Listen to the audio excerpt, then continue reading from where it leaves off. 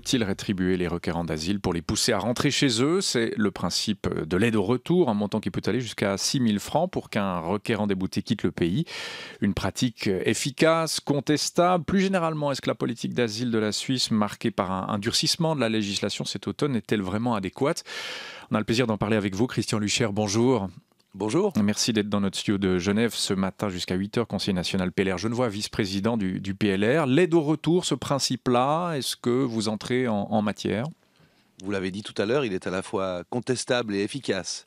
Il faut voir quel est l'objectif. L'objectif, c'est que des gens qui n'ont plus le droit de résider en Suisse, soit parce que le statut de réfugié ne leur a pas été accordé, soit encore parce qu'ils ont été condamnés pénalement et qu'ils sont renvoyés de notre pays, a pour conséquence que ces gens doivent quitter le pays. Maintenant, ce que veulent les gens en Suisse, c'est que ces gens-là partent. Et pour que ces gens partent, il faut voir quel est le moyen économique le plus efficace.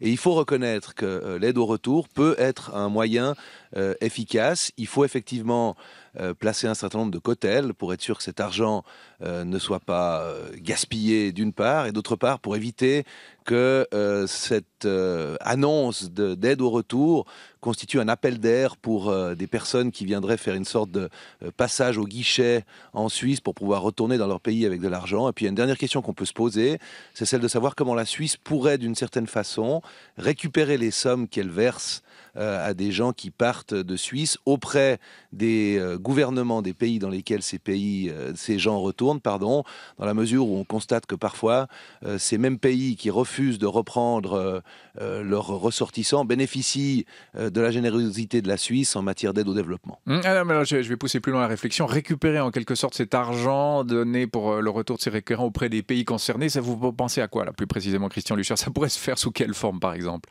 Bon, j'imagine que dans certains pays d'Afrique qui ne sont pas dénués de moyens, par exemple, on puisse présenter l'addition, en fin de compte, au gouvernement des pays en question pour leur faire assumer les conséquences de leur propre politique. On n'a aucune chance, franchement.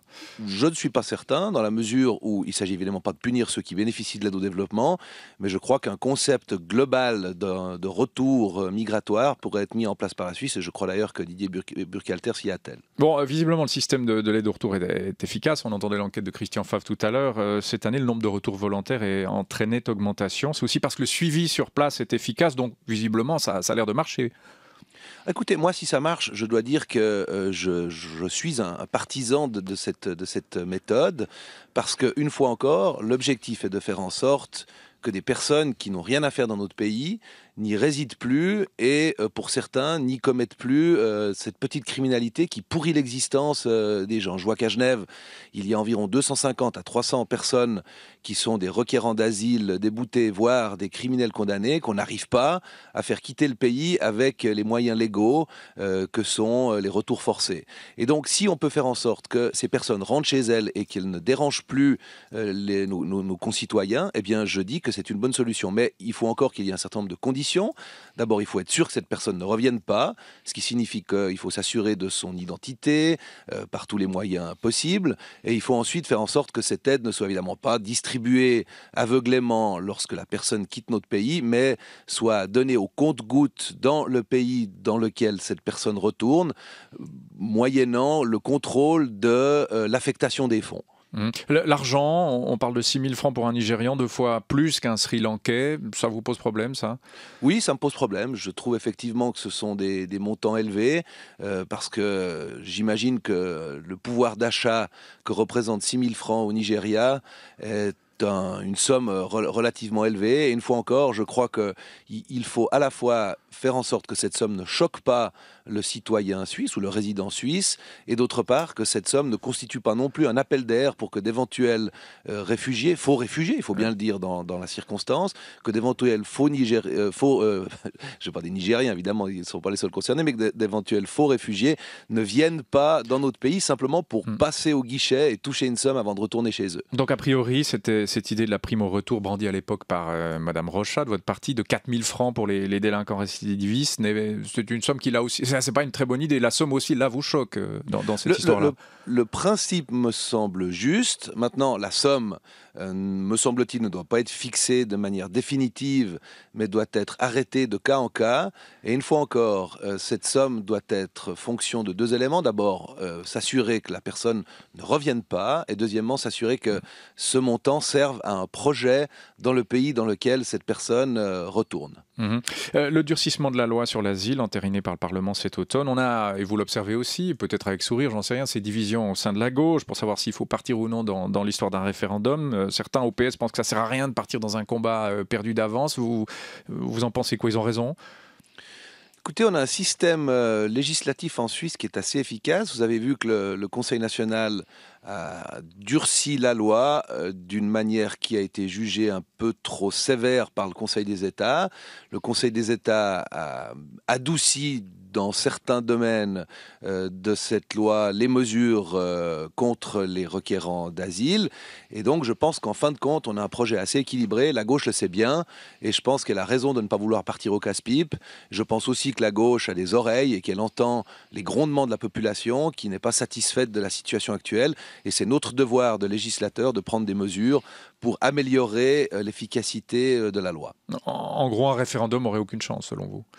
Je pense qu'il n'aurait aucune chance et j'imagine que le PS part également du principe qu'il ferait le lit de ses adversaires et on n'aime en général pas tellement offrir des victoires à ses adversaires. Christian Lucher, vous êtes genevois. Genève épinglé hier dans un rapport qui va être publié aujourd'hui, rapport du comité anti-torture du Conseil de l'Europe. Les mauvais traitements dans les postes de police et les prisons seraient trop fréquents.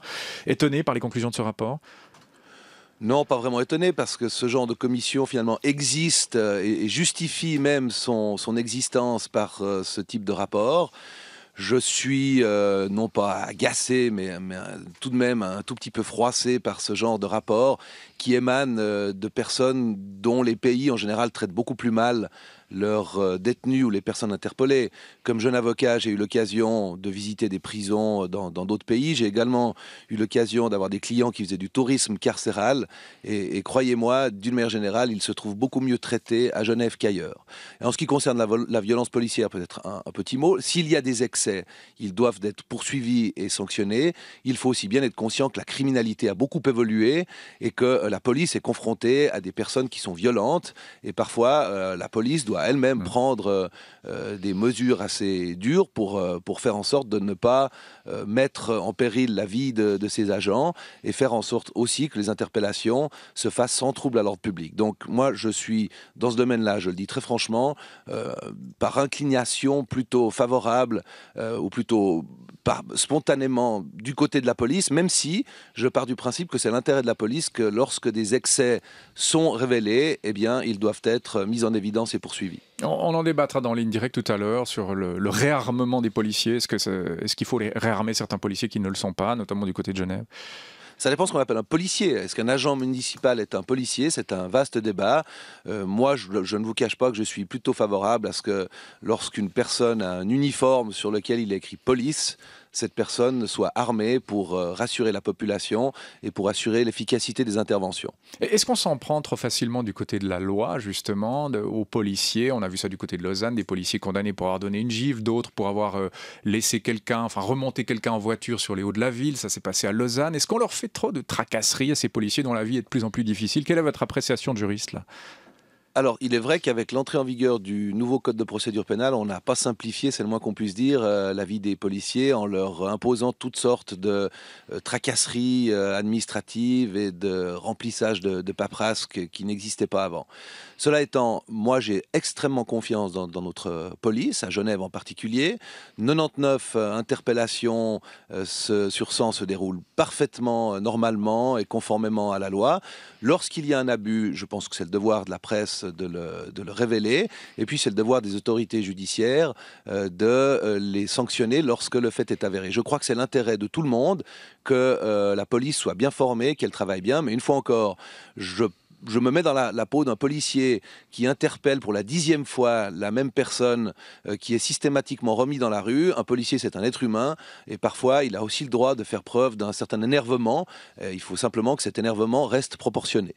Christian Luchière, on passe à la presse dans un instant, mais un mot quand même sur Rubik. Vous êtes vice-président du PLR. Premier test en Allemagne aujourd'hui devant le Bundestag. Alors il n'y a pas beaucoup de risques visiblement, ce sera plus dur devant le Bundesrat. On ne va pas voter le 25 novembre. Vous auriez préféré qu'on vote, vous? Alors, oui et non. Là non, aussi, parce oui que et non. finalement, Ouais. la situation est maintenant scellée en Suisse. C'est une bonne chose parce que cette question devient maintenant un problème germano-allemand. D'un autre côté, je suis absolument convaincu que la population aurait massivement plébiscité ces accords Rubik parce que lorsqu'on les explique bien, on arrive à la conclusion que c'est de toute évidence la bonne solution pour la Suisse et également la bonne solution pour nos voisins. Et puis l'échange automatique d'informations, c'était fin août. Philippe Hildebrand, l'ex-patron de la BNS, disait que c'était inéluctable. Comment rebondir sur ces propos-là? Alors moi, je n'en suis pas du tout convaincu, et même à supposer que ce soit vrai, les accords Rubik serviront de sas de décontamination si un jour on doit parvenir à la solution de l'échange automatique d'informations. Cela étant, à mon sens, l'échange automatique d'informations est un leurre. Ça impliquerait des tracasseries administratives épouvantables qui fait qu'en réalité, personne ne pourrait être poursuivi. Ce serait presque pire que la situation actuelle. Et finalement, les accords Rubik permettent, d'une part, que les avoirs soient taxés dans les pays de résidence des personnes qui viennent déposer des fonds en Suisse, ce qui est le plus important pour les pays qui nous entourent. Et d'autre part, ça permet de préserver la sphère privée des personnes qui ont des comptes en Suisse. Et finalement, c'est l'essence même du petit reste du secret bancaire qui demeure en Suisse. Et donc, je pense qu'effectivement, c'est véritablement la solution pour la Suisse et pour les pays qui nous entourent.